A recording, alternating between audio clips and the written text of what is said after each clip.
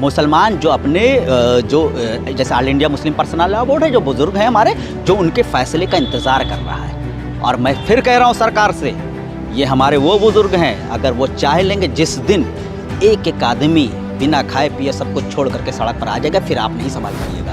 दोस्तों नमस्कार, मेरा नाम प्रशांत है और आप देखना शुरू कर चुके हैं द लाइव टीवी। दोस्तों, इस देश में नफरती सियासत और गंगा जमुनी तहजीब के बीच में अगर कोई खड़ा है तो वो न्यायपालिका और जुडिशरी है। आज के इस वीडियो में वक्फ अमेंडमेंट बिल को लेकर के सुप्रीम कोर्ट ने कैसे कोर्ट के भीतर मोदी सरकार की धज्जियां उड़ाई हैं, इसके बारे में बताने वाला हूं और साथ में बताऊंगा कि किस तरीके से उत्तर प्रदेश में नफरत के सौदागरों ने एक शादीशुदा जोड़े के खिलाफ किस तरीके से नफरत फैलाई, और बताऊंगा कैसे अपराधी को रिहा करने के बाद, और एक ऐसा अपराधी जिस पर जघन्य हत्याकांड के आरोप, दोषी, और वो जब जेल से बाहर निकलता है तो सीधे तौर पर किस तरीके से जय श्री राम के नारे लगाए जाते हैं। सबसे पहले लेकिन आज की जो सबसे बड़ी खबर है वो वक्फ अमेंडमेंट बिल को लेकर के जो सुप्रीम कोर्ट में आज दूसरे दिन जो हियरिंग हुई है उसकी बात करेंगे। सुप्रीम कोर्ट में आज दूसरे दिन साथियों लगभग 1 घंटे की सुनवाई हुई, जिसमें जो सुनवाई हुई उसमें कई अहम मसलों पर चर्चा हुई। इस दौरान सुप्रीम कोर्ट ने एक अहम टिप्पणी की है। सुप्रीम कोर्ट ने वक्फ अमेंडमेंट बिल 2025 के जितने भी रिकमेंडेशंस हैं उन पर अभी फिलहाल के लिए यह कह दिया है कि यह अभी लागू नहीं होगा, और केंद्र सरकार से सुप्रीम कोर्ट ने 7 दिनों के अंदर जवाब मांगा है। क्या कुछ कहा है, किन मुद्दों पर अभी कोई मामला नहीं होगा वक्फ अमेंडमेंट बिल को लेकर के, ये सब कुछ मैं आपको बताने वाला हूं। सबसे पहले तो दोस्तों मैं आपको बता दूं कि वक्फ बोर्ड पर जो केंद्र सरकार का जो जवाब है ये मांगा है, और इस दौरान कोई भी स्थिति नहीं बदलेगी, यानी कि नया जो बिल आया है उसका कोई भी नियम लागू नहीं होगा। दूसरी सबसे बड़ी बात यह है कि जो वक्फ की संपत्तियां घोषित हैं उनको डी नोटिफाई नहीं किया जा सकेगा अभी फिलहाल, और इसके अलावा वक्फ बाय यूजर हो या फिर वक्फ बाय डीड हो, इनका भी कोई असर नहीं होगा, कोई ये एज इट इज सब कुछ रहेगा। इसके अलावा एक और चीज, जो वक्फ बोर्ड और केंद्रीय वक्फ परिषद में किसी भी नए सदस्य की कोई नियुक्ति फिलहाल नहीं होगी। ये सुप्रीम कोर्ट ने हाल फिलहाल में इसके लिए रोक लगा दी, और 7 दिन के भीतर इस पर सुप्रीम कोर्ट से ने जो है वो केंद्र सरकार से जवाब मांगा है, और इसके बाद 7 दिन के बाद 5 दिन के भीतर याचिकाकर्ताओं से भी जवाब मांगा है।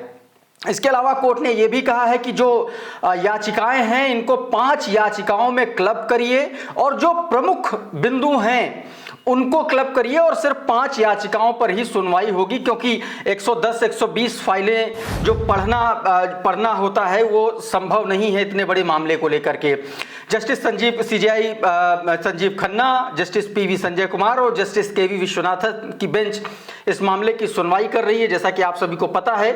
तो कुल मिलाकर के हाल फिलहाल में इस पूरे मसले पर सुप्रीम कोर्ट ने फिलहाल अभी तक जो है वो रोक लगा दी है। अब इसको लेकर के दोस्तों लगातार बवाल मचा हुआ है। आप देखिए, बंगाल से लेकर के उत्तर प्रदेश तक लगातार ये नया जो वक्फ बिल है इसको रद्द करने की मांग हो रही है। अब इसी को लेकर के अलीगढ़ मुस्लिम यूनिवर्सिटी के एक्स छात्र संघ के पूर्व अध्यक्ष, उन्होंने सीधे तौर पर एक बड़ा अल्टीमेटम दे दिया है। उन्होंने सीधे तौर पर कह दिया कि मुसलमान जो हैं वो अपने बुजुर्गों के फैसले का इंतजार कर रहे हैं। इसका मतलब कि जो all India Muslim personal law board है उसके फैसले का इंतजार कर रहे हैं, और अगर AIMPLB का कोई ऐसा आदेश होता है, कोई ऐसा ऐलान होता है तो एक एक आदमी सड़क पर आएगा और फिर हमें संभाल नहीं पाओगे। सीधे तौर पर यह अल्टीमेटम दे दिया गया है। क्या कुछ कहा गया है ये एक बार सुनिए जरा।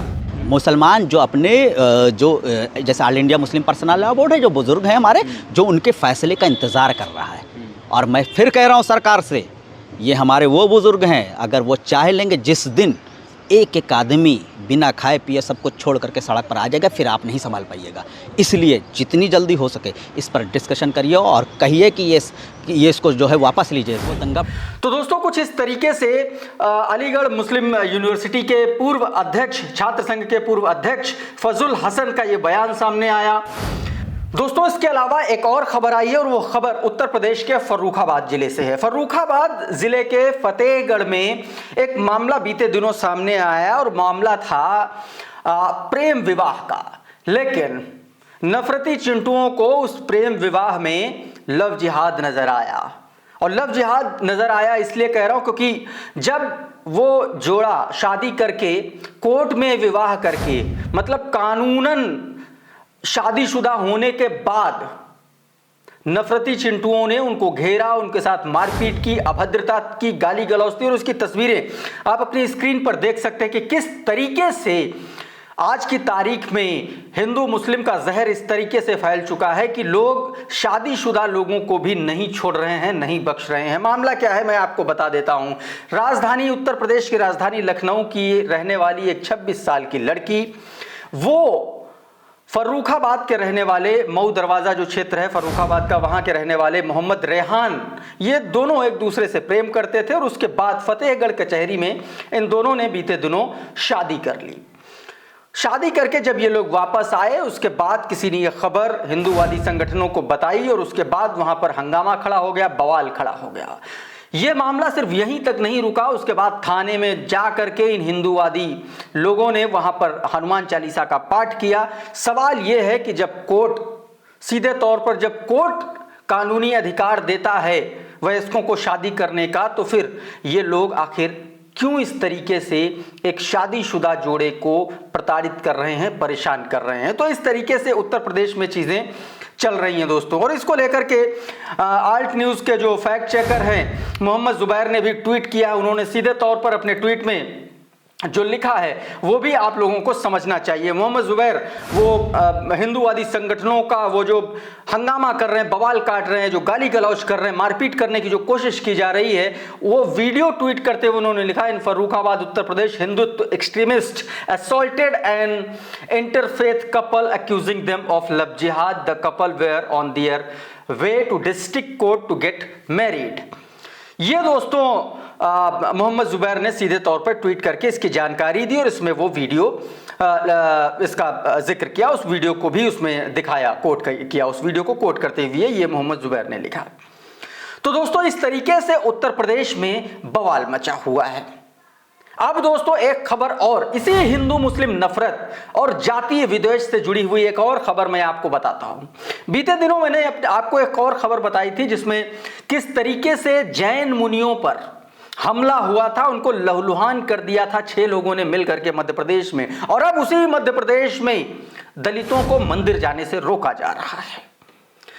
16 अप्रैल को इस देश के संविधान शिल्पी, संविधान निर्माता बाबा साहेब डॉक्टर भीमराव अंबेडकर की जन्म जयंती मनाई जाती है।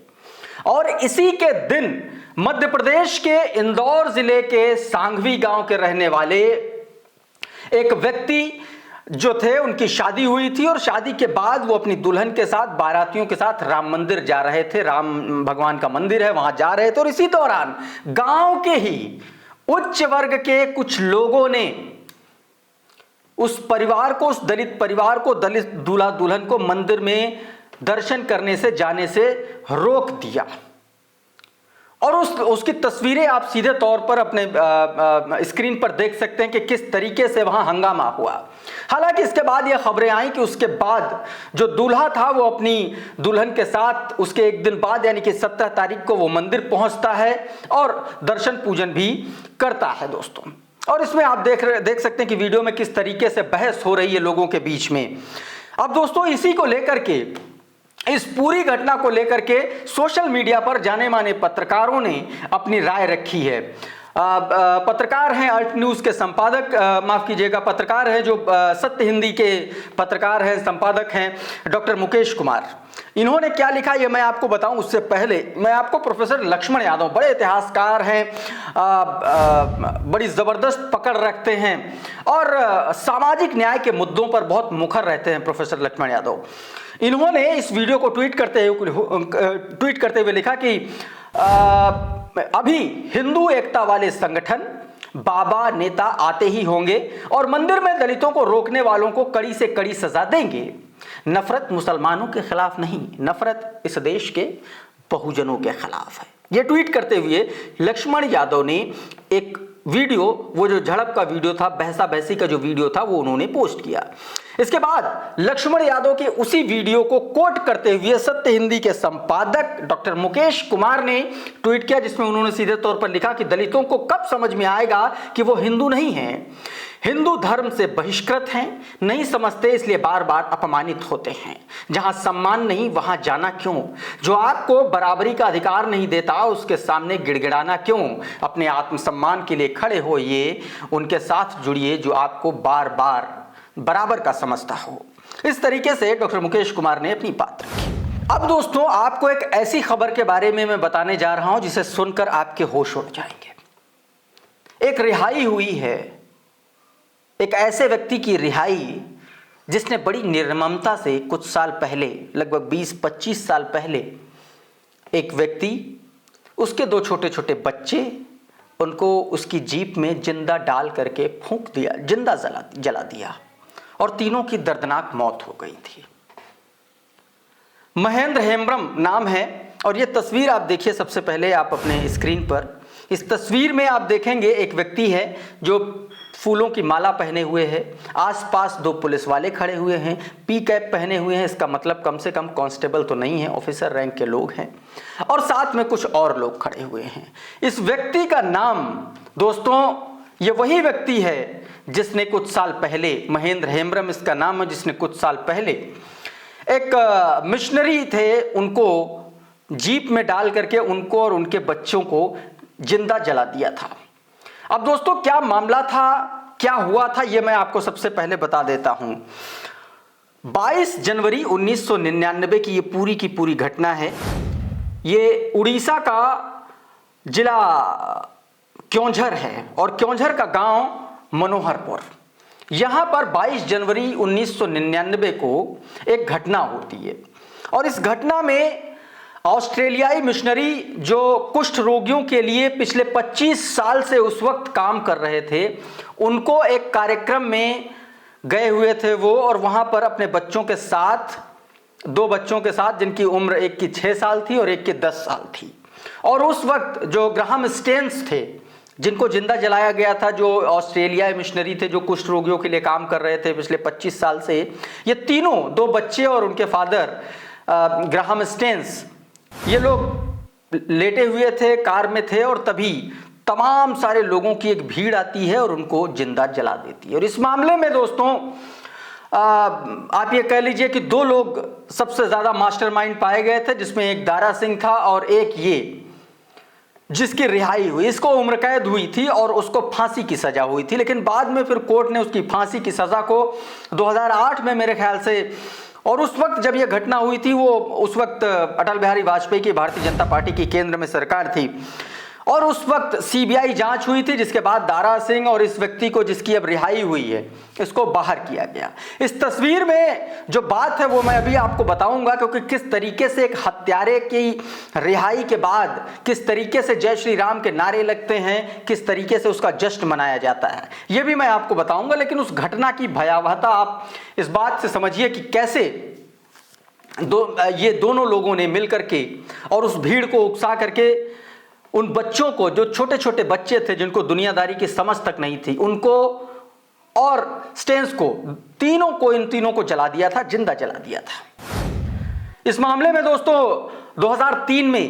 साल 2003 में दारा सिंह को फांसी की सजा हुई थी, मृत्युदंड मिला था, और जो दूसरा व्यक्ति जिसकी अभी रिहाई हुई, जिसकी तस्वीर आप देख रहे हैं, महेंद्र हेम्ब्रम, उसको उम्र कैद की सजा हुई थी। इसके बाद 2005 में उड़ीसा हाईकोर्ट ने दारा सिंह की सजा को उम्र कैद में बदल दिया था और हेम्ब्रम को 25 साल काटने के बाद अभी बीते दिनों ही उसको अच्छे व्यवहार के चलते आधार पर रिहाई हो गई। ये वही महेंद्र हेम्ब्रम है जिसकी रिहाई पर दोस्तों जय श्री राम के नारे लगाए गए हैं। एक अखबार है, एक इंग्लिश न्यूज़ प्लेटफॉर्म है जिसका नाम है मकतूब मीडिया, उसकी एक कटिंग है और उसको शेयर करते हुए राणा आयूब बड़ी पत्रकार है, जानी मानी पत्रकार हैं, लेखिका हैं, उन्होंने उस कटिंग को शेयर करते हुए लिखा है कि दिस कंट्री, एक तरीके से उन्होंने व्यंग्यात्मक लहजे में लिखा है। और उस जो कटिंग की हेडलाइन है वो मैं आपको पढ़ के बता दे रहा हूं, आपकी स्क्रीन पर देखिए जरा। उसमें लिखा है, Graham Staines killer released after 25 years on good behaviour ground receive Jai Shri Ram chants outside the jail. 25 साल बाद सजा काटने वाले ग्राहम स्टेन का हत्यारा, उनके 2 बच्चों का हत्यारा, उसको अच्छे व्यवहार के कारण उसकी उम्र कैद की सजा माफ हो गई, आगे की उसकी रिहाई हो गई और उसके बाद जेल से बाहर आते ही जय श्री राम के नारे लगने लगे।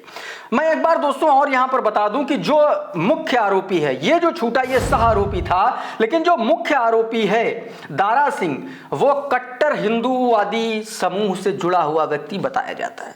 तो दोस्तों कुछ इस तरीके से आप देखिए कि बिल्किस बानो केस में कैसे उनके हत्यारों की रिहाई हुई थी और किस तरीके से फूल मालाओं से उनका स्वागत हुआ था। इसी तरीके से उत्तर प्रदेश में एक इंस्पेक्टर के हत्यारे को किस तरीके से जब वो जेल से छूटा, किस तरीके से उसका फूल मालाओं से स्वागत किया गया था। तो समाज में किस तरीके से प्रवोक किया जाता है, उनको प्रमोट किया जाता है ऐसे लोगों को जिन्होंने कानून का उल्लंघन किया, जिन्होंने मानवता को तार तार किया, जिन्होंने आदमियत की हत्या की। सवाल यही है कि एक तरफ हिंदू मुसलमान का जबरदस्त तरीके से इस देश में नफरत फैलाई जा रही हिंदू मुस्लिम के तौर पर, और दूसरी तरफ कानून को धता बता करके कोल्ड ब्लडेड जो मर्डरर्स हैं उनको इस तरीके से सम्मान दिया जा रहा है, वो भी धर्म के नाम पर। बहरहाल अभी के इस वीडियो में इतना ही। हमारा ये वीडियो आपको कैसा लगा हमें कमेंट बॉक्स में जरूर बताइएगा। ये वीडियो अगर आपको अच्छा लगा तो इसको लाइक कर दीजिए, इसको शेयर कर दीजिए, और चैनल पर नए आए हैं तो चैनल को सब्सक्राइब कर लीजिए, बेल आइकन जरूर दबा दीजिए ताकि इसी तरीके के तमाम वीडियोस आपको सबसे पहले मिलते रहे। साथियों बहुत बहुत शुक्रिया, बहुत बहुत धन्यवाद। आप जुड़े रहिए द लाइव टीवी के साथ। नमस्कार। द लाइव टीवी, सच सबसे आगे।